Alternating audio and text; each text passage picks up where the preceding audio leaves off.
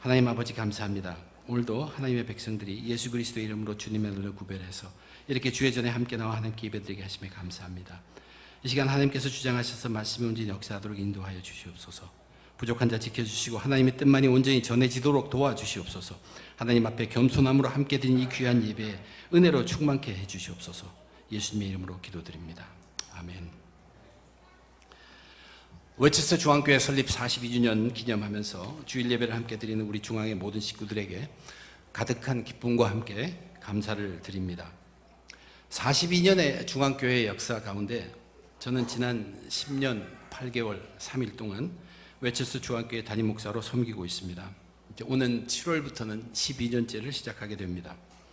지금으로부터 정확하게 10년 전 2009년 3월 1일 그때가 주일이었습니다. 오늘은 2019년 3월 3일입니다. 2009년 3월 1일 그때 주일이었는데 그때는 제가 우리 중앙교회에 부임한 지 정확하게 8개월 되던 때입니다. 한 가지 놀라운 사실이 있는데 그 주일날 설교 본문이 지난주 저희 교회 설교 본문과 같았습니다.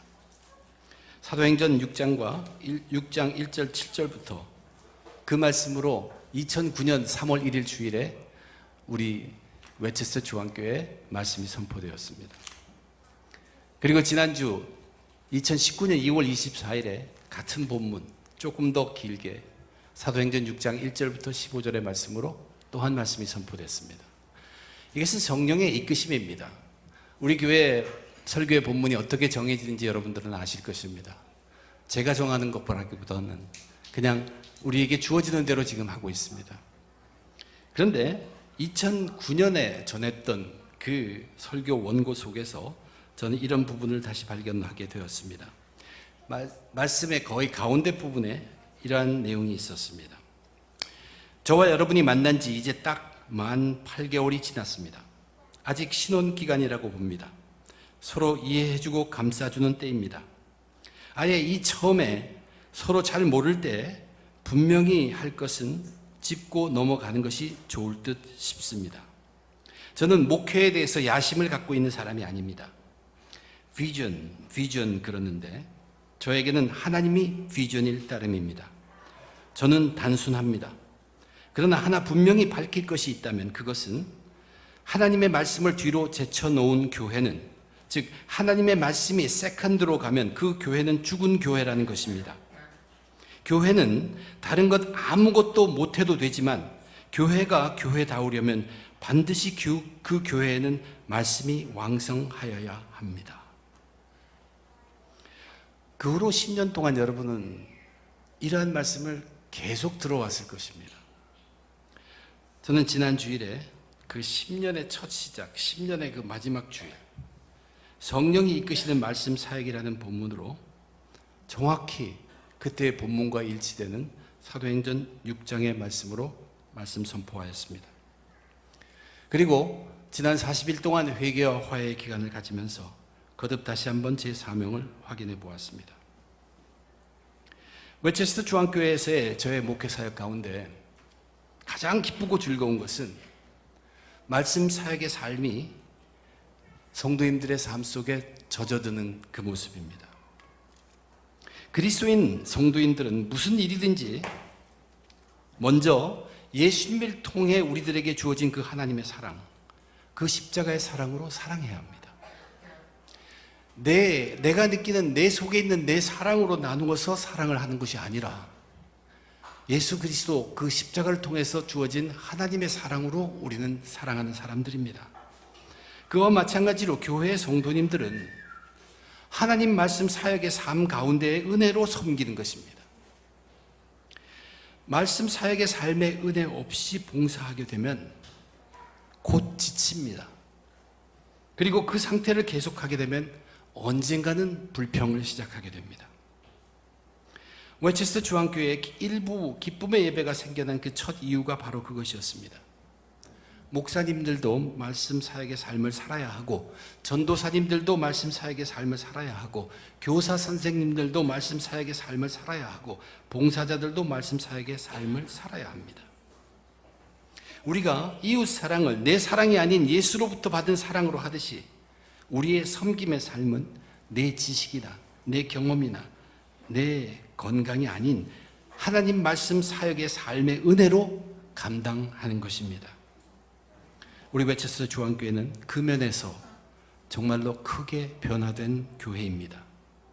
이 변화의 흔적을 볼 때마다 저는 참으로 기쁩니다. 그런데 이 변화는 계속되어야 하는 변화입니다. 어디에 가서 머무르는 것이 아닙니다.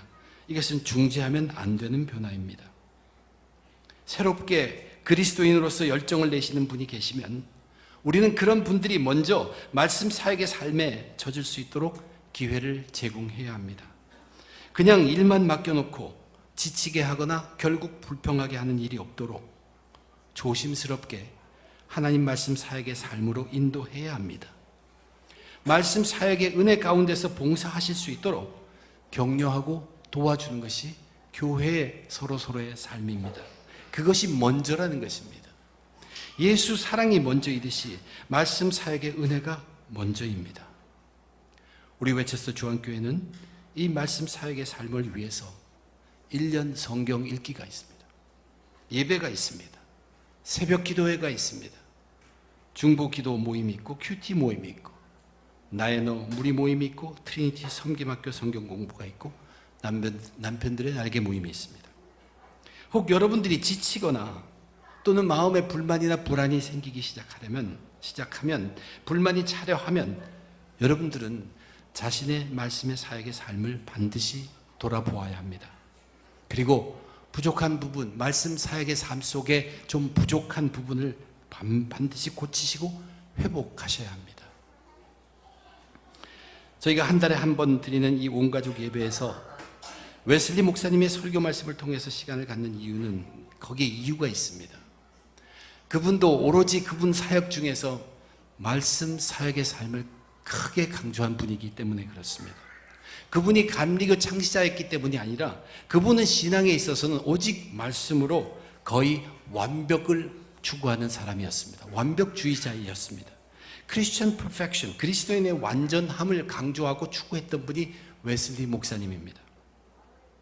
비록 200년 이상 떨어진 그때 그 상황, 다른 문화, 다른 언어, 그 속에 있었던 설교이지만 그럼에도 불구하고 그분의 설교는 오늘의 우리들에게 분명히 큰 경각심을 불러일으킨 것이 사실입니다. 오늘 우리가 오늘의 본문으로 야고보서 4장에 있는 10절을 읽었지만 지난번에도 말씀드린 것처럼 웨슬리 목사님은 그렇게 긴 본문을 본문으로 택하지 않습니다. 그분이 그 설교를 위해서 택한 본문은 딱 한 절입니다. 4절 한 절이었습니다. 가늠한 여인들아, 세상과 벗된 것이 하나님과 원수됨을 알지 못하느냐. 그런즉 누구든지 세상과 벗이 되고자 하는 자는 스스로 하나님과 원수되는 것이니라. 저는 웨슬리 목사님의 그 설교를 읽고 또 읽고 또 읽었습니다. 그런데 그 결과는 그 야고보의 말씀 그대로입니다. 더 이상도 아니고 그 이하도 아닙니다. 세상과 벗되는 것은 하나님과 원수되는 것이다. 그것이 결론입니다. 그러므로 세상과 벗되지 말라. 그렇게 전합니다. 세상과 벗되는 것은 하나님 앞에 간음하는 것이고 하나님과 원수되는 것이다. 그러면 과연 세상이라는 것이 무엇인가? 벗이 된다는 것은 어떤 것을 말하는 것이 하는 것을 설교 속에서 풀어가고 계십니다. 그런데 그 설교의 내용을 풀기 전에 우선 우리는 비슷한 말씀이 하나 있다는 것을 알고 있습니다. 오늘 본문에서는 세상과 벗이 되지 말라고 하지만 비슷한 본문으로 로마서 12장 2절에 있는 사도 바울이 한 말씀입니다. 이 세대를 본받지 말라는 것입니다. 거기 세상과 세대는 그 원어가 다르긴 합니다. 이 세대를 본받지 말라는 것은 그리스도인들이 가야 할 목표를 얘기합니다. 우리는 무엇을 향해서 가는데 이 세상에 있는 정신이나 이 세상에 있는 방법이나 그것을 추구하는 것이 아니라 하나님이 선하시고 기뻐하시고 온전하신 그 뜻, 그것을 중심으로 놓고 가라는 것입니다. 목표를 제시하는 것이 사도 바울이 말한 로마서 12장 2절의 말씀입니다. 그러나 야고보가 말한 그 4장 4절의 말씀, 그것과는 조금 다릅니다. 세상 친구들과 벗하지 말라. 세상 믿지 않는 사람들과 친구 삼지 말라는 것이 그 결론 내용입니다. 그런데 야고보서에서 세상과 벗이 되지 말아야 할 이유, 그 이유는 구원받은 자들, 우리 영혼 안에 있는 하나님의 생명 때문이라고 분명하게 얘기합니다. 구원받은 자들은 영혼 속에 하나님의 생명이 살아 있습니다. 우리는 이 하나님의 생명을 유지해야 합니다. 그리고 이 하나님의 생명이 자라나게 해야 합니다. 그런데 세상과 벗하게 되면 그 우리 영혼 안에 있는 하나님의 생명이 쇠퇴하게 되고 또는 마침내는 소멸하기까지 이른다는 얘기입니다. 웨슬리 목사님도 분명하게 얘기합니다.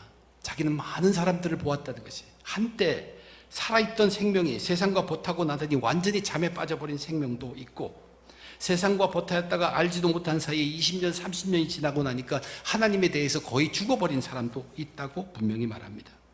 근데 그런 사람들에게 세상과 벗했다는 증거가 있는데 그 증거는 뭐로 나타나냐 하면은 그들에게 쌓여진 재물로 나타난다고 얘기합니다.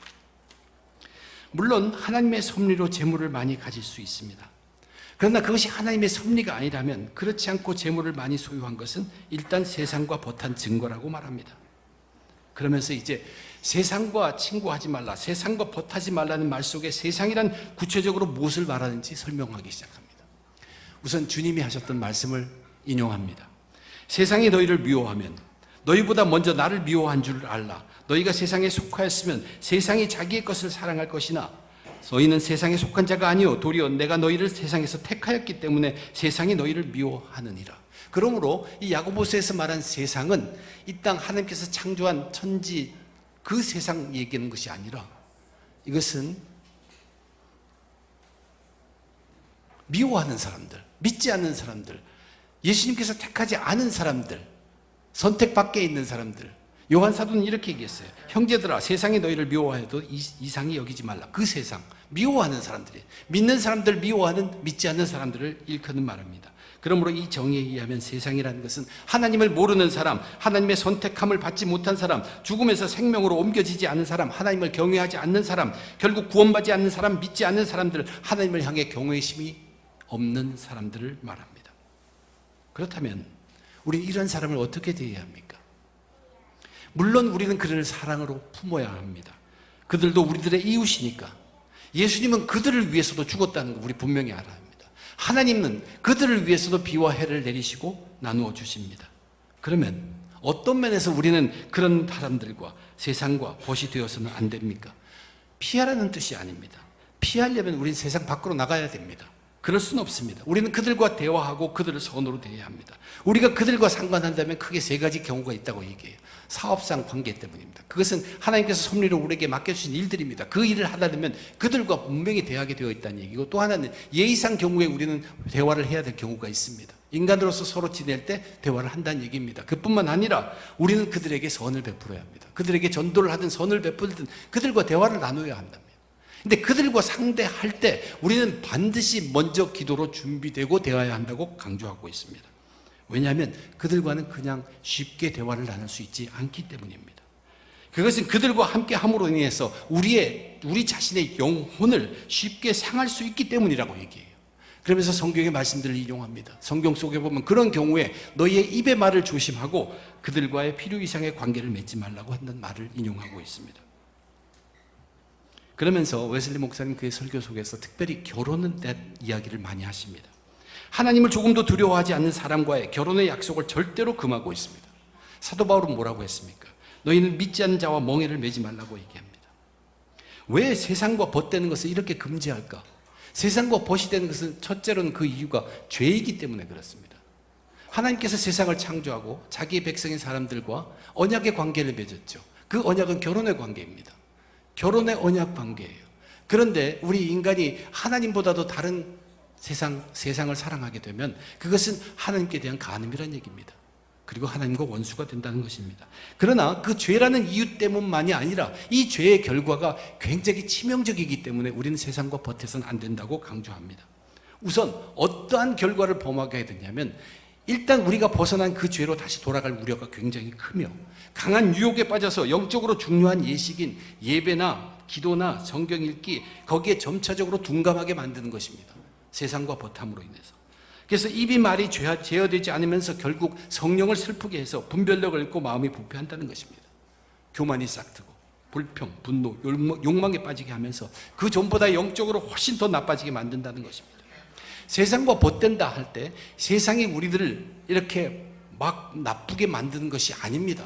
세상과 벗된다는 것은 전염병과 같습니다. 그 질병과 같아서 그 믿지 않는 사람과 같이 있을 때 전염이 된다는 것이, 세상과 가까이 할 때 세상에 전염되어 버린다는 것입니다. 그래서 우리 속에 있는 그 생명, 우리의 영혼 속에 가득 일어 있는 하나님의 그 생명을 위해서는 우리는 거기로부터 달아나야 한다고, 도망가야 한다고 강조하고 있습니다. 우리들에게 세상과 버티기 위한 구실이나 그 유혹은, 구실은 굉장히 많고 유혹이 대단히 큽니다. 가령 예를 들면 이런 경우에요. 내가 막 결혼하려고 하는데 나는 믿음의 사람이지만 내 신부가 기독교 신자가 아닙니다. 그 여자는 신앙에 대해서 별로 관심도 없습니다. 그런데 참 이쁩니다. 호감이 가고 내 평생 사랑스러운 동반자가 될 수 있을 것입니다. 웬만한 힘이 아니면 이런 유혹은 뿌리치지 못합니다. 그러나 우리는 믿음의 사람이에요. 우리는 무엇을 믿느냐면 하나님의 권능을 믿는 사람들. 하나님의 권능을 믿기 때문에 철저하게 하나님께 매달린 자라면 자기를 부인하고 자기 십자가를 질 수 있어야 한다고 이야기합니다. 그래서 하나님의 능력에 의지하고, 이런 경우는 시간을 끌면 끌수록 안 된다는 것이, 단번에 결정해 버리라는 것이, 그렇지 않으면 너의 영혼은 멸망할 것이라고 강조하고 있습니다. 아무리 결혼 상대자가 인간적으로 뛰어나고 세상적으로 월등해서 의도축이 아까운 결혼 상대라고 하더라도 만일 그 사람이 하나님을 두려워하지 않는 사람이라면 그 사람은 굉장히 위험한 사람이라고 얘기합니다. 왜냐하면 하나님의 생명이 있는 내 영혼이 그 사람의 영혼에 취해버리기 때문이라고 얘기해요. 우리는 항상 우리가 얻을 수 있는 이득도 고려하게 되겠지만 우리의 영적 생명을 잃을 수 있다는 것을 또한 감안해야 합니다. 부나 재물이 늘어난다고 해도 하나님의 은혜가 심령에서 감소한다면 우리는 극히 주의해야 합니다. 세상에서는 최고의 사람일지라도 하나님에 대해 살아있지 않는 사람은 벗삼지 말라고 합니다. 결국 어떤 대가를 치르더라도 영적 간음을 피하라고 경고합니다. 세상적인 친구가 내 오른팔처럼 소중해도 그 친구가 단지 세상일 따르면 그 오른팔을 자르라고 얘기합니다. 이것은 생명의 문제이기 때문에. 한 팔로 생명으로 들어가는 것이 두 팔을 가지고 지옥불에 가는 것보다 낫다고 예수님도 말씀하셨습니다. 누가 뭐라고 해도 감리교인들이여 세상과 벗대지 말라고 웨슬리 목사님은 외칩니다. 그리고 우리가 예수님과 사귀듯 하나님과 사귀듯 예수님을 신실하게 찾는 자들, 그들과만의 온전한 사귐을 나누라고 합니다. 그러면서 하나님께서 우리들에게 내 아들아 내 딸아 불러준 그 말씀을 성취하라고 말씀을 맺고 있습니다. 저는 이 웨슬리 목사님의 설교를 읽고 묵상하고 또 이렇게 전하면서 한 가지 크게 깨우친 것이 있습니다. 왜 이 웨슬리 목사님의 이런 설교들이 우리들로부터 이렇게 거리감이 느껴지냐는 것이, 그분은 강하긴 강해요. 근데 우리 현실적으로 우리가 감당하기 힘든 말씀을 분명히 우리들에게 선포하고 있습니다. 그것이 왜 그런가? 그것은 우리들에게 잘못이 있다는 것을 저는 깨달았어요. 우리들은 이 세상에 젖어서 살고 있습니다. 이 세상에서 살아가는 사람들로, 이 세상의 기준으로 우리가 구원받은 영혼을 볼 때 그 영혼이 굉장히 귀합니다. 이 세상의 기준으로 볼 때 우리가 정말 이 세상에 없는 그 영원한 영원을 약속하는 영혼, 그 생명을 받았던 귀하다는 것을 안다는 얘기예요. 그래서 그것을 기뻐하며 찬양하는 것이 우리들의 모습입니다. 다시 말하면 이것은 무슨 뜻이냐면 우리들은 무의식 중에 세상의 입장에서 구원받은 우리 영혼의 귀중함을 찬양합니다. 그런데 웨슬리 목사님은 그렇게 하지 않았습니다. 웨슬리 목사님은 그렇게 하지 않습니다. 자신이 예수님을 믿고 구원받아 얻은 새 생명의 영혼, 하나님의 생명이 가득 찬 영혼, 그 영혼의 입장에서 세상을 바라본 것입니다. 내 이 영혼을 저 세상이 조금이라도 상하게 해서는 안 된다는 입장으로 세상을 바라보게 된 것이에요. 그러면 그분의 말씀을 우리는 전적으로 이해할 수 있게 됩니다. 그렇기 때문에 그는 굉장히 강한 말씀을 설교할 수 있었습니다. 하나님의 생명으로 가득 찬 귀한 영혼을 유지하고 성장시키기 위해서 세상을 바라보니까 세상과는 벗대서는 결코 안 되겠다는 것을 분명히 그는 알았다는 얘기예요. 예수님도 마찬가지입니다. 예수님이 우리들에게 뭐라고 얘기했습니까? 내 안에 거하라라고 얘기합니다. 우리는 계속 진리가 귀하고 값이 있다고 보면서도 그것은 무슨 입장에서 보냐면 이 세상의 입장에서 진리를 보고 있습니다. 이 세상의 입장에서 진리를 보면 세상에서 없는 진리이기 때문에 귀하고 값진 것을 압니다. 그래서 진리가 귀하다고 찬양합니다. 그러나 더 이상 거기에서 머무르면 안 됩니다. 우리는 진리의 입장으로 들어가야 합니다. 진리의 입장에서 이 세상을 볼 수 있어야 한다는 얘기예요. 진리의 입장에서 이 세상을 보면 이 세상이 불쌍하게 보이고 영혼을 구해야 합니다. 이것은 퍼스펙트, 우리의 보는 관점의 문제입니다. 믿음의 사람들은 계속 우리가 이 땅에 젖어 사는 사람이기 때문에 자연이 아무리 귀한 것이라고도 세상 관점으로 보게 돼 있는데 믿음의 사람들은 그것을 극복해야 합니다. 그 이상을 넘어가야 합니다. 우리는 하나님의 생명이 살아있는 그 영혼을 가진 사람들이에요. 그 생명 속으로 들어가야 돼요. 진리 속으로 들어가야 돼요. 예수님 안으로 들어가야 돼요. 예수님도 그 진리 안에서 이 세상을 보셨습니다. 그렇기 때문에 세상을 보시고 불쌍히 여기시고 사랑하고 감싸 주신 것입니다. 비록 세상에 오셨지만 세상의 눈으로 진리를 보신 분이 아닙니다. 진리의 눈으로 이 세상을 보신 분이 예수님이십니다. 우리도 그렇게 변화해 가야 합니다. 우리는 이제 우리가 구원받아 얻은 새 생명을 기뻐하고 감사한데 그칠 것이 아니라 이제는 그 새 생명을 가지고 그 새 생명으로 하나님의 생명이 가득한 영혼으로 이 세상을 바라볼 수 있어야 합니다. 그렇게 되면 우리는 더욱더 변할 수 있다는 것입니다. 세상과 보타는 것이 왜 하나님과 원수가 되는 건지 우리는 분명히 깨달을 수 있습니다. 시대는 달라도 하나님의 말씀은 살아있습니다. 교회의 생명은 예수님을 전하는 성령이 이끄는 하나님 말씀 사역에 달려 있습니다. 우리 웨체스터 중앙교회는 더욱 하나님 말씀 사역의 삶을 펼쳐갈 것입니다. 성령이 이끄시는 하나님의 말씀 사역의 삶으로 진리 안에서 진리에 속해서 끝까지 승리하시는 저와 여러분 다 되시기를 주님의 이름으로 축원드립니다. 기도하겠습니다. 하나님, 저희들에게 기쁨의 시간을 주셨습니다. 우리 교회를 허락하시고 그 안에서 서로 사랑하며 섬길 수 있는 귀한 믿음의 공동체를 주심을 감사드립니다. 오늘 또 이 기회로 다시 한번 우리에게 주신 말씀 은혜의 삶을 다시 한번 생각하며 어떻게 무장되고 어떻게 가야 할지 다시 한번 새겨봅니다.